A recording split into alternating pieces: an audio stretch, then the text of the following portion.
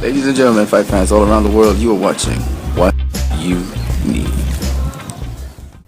Alright, ladies and gentlemen, I want to get something off my chest, and it's racism in boxing. And to some degree, I'm not going to just talk about racism, I'm also going to talk about fans, but I'm also going to talk about what is called racialism. Racialism is different to racism, and nationalism. Now, there is nothing wrong with supporting your nationality. Absolutely nothing wrong with that. In fact, there's absolutely nothing wrong with being a racial person. That is someone who identifies with their ethnic group and supports their ethnic group. There's absolutely nothing wrong with that. In fact, saying that my man is better than your man because he's of a racial background or he's of an ethnic background, there's nothing wrong with that. Competition is always good. And as fans, it's good to be playful with one another and to say, your man can't beat my man. And if you feel it's through ethnic grounds or national grounds because you associate yourself with that, there's nothing wrong with that. And there's nothing wrong with desiring to see someone like yourself that you can identify with, a white fighter, a black fighter, an Asian fighter, a mixed race fighter. Nothing wrong with that, okay? So for all those people out there who feel this, it's some sin to be associated with a fighter because you see something in yourself that's common to that person. There's nothing wrong with that. Okay, so let me just make that abundantly clear. But I am going to ether on this. I'm going to rant. Okay, so I'm just putting this out there first and foremost. Now, the other thing is, there is nothing wrong with the statement, the great white hope. It's just saying that there's a hope to see white fighters in boxing again, dominating the sport. And today we have several. And I have no problem with that. Let me just let people. In fact, I'm a fan of a number of white fighters. I really don't care what race you are, really. Once you can fight, I'm really more interested in that than your ethnicity, okay, your background. And there's always something you can identify with in all of these great fighters, and there's always something you can take from them and add to your own personal life. So I really don't care too much about that. But what I do care about, and what I'm going to vent and ether on, is when there is a constructive, there is a purposeful, there is a orchestrated attempt to denigrate, to bring down a certain group of fighters based on race, based on ethnicity. It's one thing for a fan to do that, and when you're in competition, people will do that. They will, as we say, they will trash talk, and that's all good.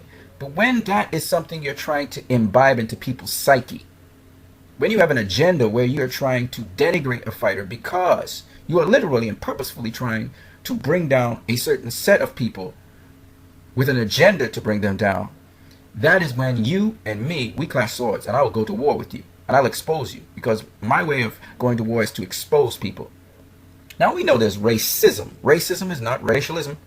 It's not nationalism, okay? Racism is where you have to put down someone to make yourself feel like you are better than them, because you cannot, note for note, step for step, be better than them. And all the facts prove that. So for you to be able to be better than that person, you have to try and drag them down, or at least drag down their status, how they appear in the public, to be able to feel like you are better than them. You know you're not, but you want to feel that way. So I've been playing this clip over and over again. And let me say something. Back in the 50s and the 60s and the 70s, when people were getting lynched, people were getting hung up on trees, okay, in the United States of America, and still to this day no retribution has come for that, is a travesty. And to see people trying to lynch black fighters, I'm going to say it, they're trying to lynch or assassinate the reputation of a black fighter for being excellent, for being good, for beating the best out there. I'm going to expose it. I'm going to talk about it as a fight fan. And people are going to say, oh, you're a racist. I'm not racist. And everybody can tell that. Because what I'm about to say, I'm not trying to pull down anyone. I'm just trying to expose the hypocrisy and the evil, I say evil, nature of some people who are determined to try to put down a certain race of people because they feel inherently and also incorrectly that they are superior to that race of people when they are not. They're not superior in any way, shape, or form. These boxers proved that they were superior fighters to every fighter in the world in their respective division. They proved it by beating them all. Okay? And when I said Floyd Mayweather is TBE and people say, oh, he's not TBE, you guys don't even know what you're reacting to. You're reacting to a certain group of people who resent the fact that he has done things and flown in the face of the establishment and proven them wrong. Because believe it or not, this racism It's actually propagated by black people as well, okay? And other races as well. It's a sort of institutionalized racism where a black person can't really do anything as well as, say, a white person or some other race. Now, let me make it abundantly clear as I continue this video and as you watch Manny Pacquiao get hit, countered with a straight right, that one, I'm not just talking about Floyd Mayweather. Two, Manny Pacquiao is by no means a joke. He's a great fighter himself, and actually a great Asian fighter. And why I mention Asian fighter is because a lot of people don't understand Manny Pacquiao represents a certain group of people, a Philippines people, a Filipino people who have excellent in martial arts, and they have a style of martial arts that really is superior to a lot of different other schools of martial arts. That's the first point. The second point about Manny Pacquiao that people do not understand is Manny Pacquiao is a really, really, really short in stature guy.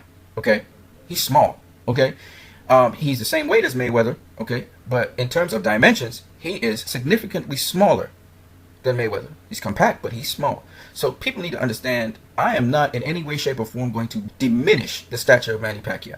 And I've said it over and over again. And the reason I got impressed with Manny Pacquiao was when he beat Timothy Bradley. It wasn't when he beat Miguel Cotto. It wasn't when he beat Antonio Margarito.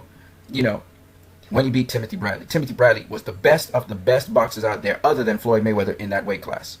And his resume proves it to this day. Okay? Now, what I'm saying to you guys is, when you look at Floyd Mayweather and his whooping of Manny Pacquiao, I call it a whooping. I know people don't call it a whooping, they call it a boxing match. Whooping is really when you take a beating from round 1 to round 2. But mentally, Pacquiao took a beating from round 1 to round 12. Okay? Mentally. Okay? Not physically. Sugar Ray Leonard will attest to that when he beat Marvin Hagler. It wasn't he beat him physically, he beat him mentally. Okay? Nonetheless, I am putting this particular counter here to show that Mayweather hit the establishment with this counter. Another fighter who did that, and I'm going back into time now, is this gentleman, Guillermo Rigondeaux. I mean, this punch that you see Guillermo hitting Nonito Donaire with, this is what Guillermo did to the establishment. Bam! I mean, he's smaller than Nonito Donaire. I believe Nonito Donaire was going to kill him. And then he shocked everyone by literally doing this to the entire truths of the establishment. That a black man, a man that looks like a monkey. See, Guillermo looks like a monkey, doesn't he? Huh? A little monkey. That's what you guys like to say, right? A little monkey. He just beat the little Asian dude, right? He just flew in the face of everything that you know about black people. They're supposed to be in the ghetto. They're supposed to be slums. They're not supposed to be smart. We're supposed to be able to laugh at them because they're a joke, because they're not orchestrated. They're not intellectual. They're not cerebral. They're not smart like us. They're not organized. See, he flew in the face of everything that made you comfortable, to feel that you were superior, that you were better than the little black monkey. See? So, what happened to Guillermo Rigondeaux and Floyd Mayweather with these fights? What did they say? What was the backlash? Because everyone believed Pacquiao was going to beat Mayweather. 67% of the world believed that. Okay? Why were they disappointed? Why was the fight boring? I'll tell you why. Why was this fight boring? You gotta be kidding me. I was blown away when I saw this little guy beat Nonito Donaire, who had been knocking out everybody, rocking the daylights out of everybody. And I saw this little guy, Guillermo's a little guy, like Pacquiao, beat this bigger. Look at Nonito Donaire. He's like 3 times bigger than Guillermo Rigondeaux. He's 3 times bigger than this little dude. Look at him. No one wants to see Guillermo Rigondeaux, right? You guys are not serious. No one wants to see Floyd Mayweather, right? Yeah, every boxer in boxing tries to imitate Floyd Mayweather. Every boxer in boxing is trying to pull a page out of Floyd Mayweather. But he mustn't be on everybody's lips. Sugar Ray Leonard could be on everybody's lips, but don't say Floyd Mayweather. That's taboo. He's a wife beater. He's negative. He's evil. He's not TBE. So we mentioned Sugar Ray Leonard. Let's talk about Sugar Ray Leonard for a minute. Let's talk about Sugar Ray Leonard. He was beaten by Roberto Duran. The greatest fight in history was when Duran beat Sugar Ray Leonard. But nobody mentions Sugar Ray Leonard outclassed Duran, clowned him, made him look ordinary. Duran was missing a hidden ear in the second match. No, something was wrong with Duran. Why did he quit?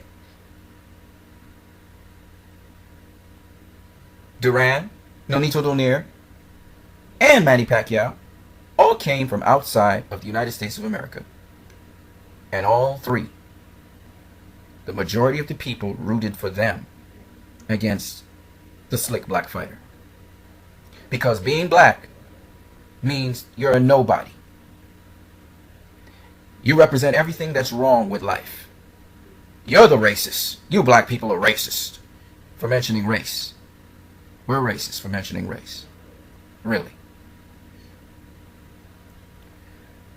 Let's go on. This fight was promoted as the Great White Hope versus Larry Holmes. I mean, nothing's wrong with that per se. It's a little open, but at least people are saying Jerry Cooney was the Great White Hope. And let me say something. Jerry Cooney was a hell of a boxer. I don't care what nobody says. He was a hell of a boxer. Just that Larry Holmes was that much better. That's all. That's all. Jack Johnson versus Jim Jeffries. And before I go to Jack Johnson versus Jim Jeffries, another man who was ostracized from boxing for beating all the Great White Hopes out there. And again, listen, people don't get it. There's nothing wrong with being a Great White Hope. All right? Boxing, once upon a time, was segregated, like any other sport. Black people could only fight in the colored leagues, and white folks fought with white folks. Every now and then, a black folk fought a white folk. Okay? It's just what it was. But when Jack Johnson stepped into the heavyweight division as a black man, slick, skilled, much more skilled than any other white boxer out there, and demolished the great James or Jim J. Jeffries. The great. See, James J. Jeffries was a great boxer. He came out of retirement to whoop this, as they say, whoop this nigga's ass. That's what they said. They literally said that.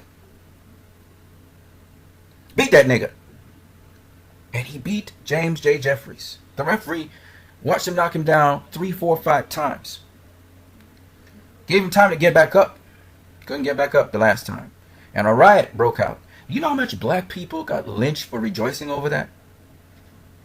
But yet black people are racist, right? When we talk about the inconsistencies, the racism, the institutionalized racism, we are wrong for saying that.